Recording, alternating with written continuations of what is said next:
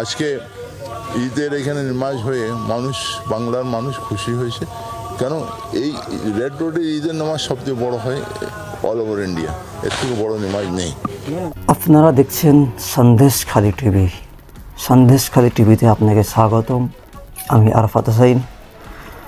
শুধু দর্শকবৃন্দ, এই মুহূর্তে সব থেকে বড় আপডেট দেখানোর চেষ্টা করছি। এক করুণ কাহিনী। কুরবানির ঈদ বা ঈদুল আজহা পালনের মূল কারণ হলো ঈশ্বরের প্রতি অগাধ ভক্তি ও ত্যাগের স্মৃতিচিহ্ন।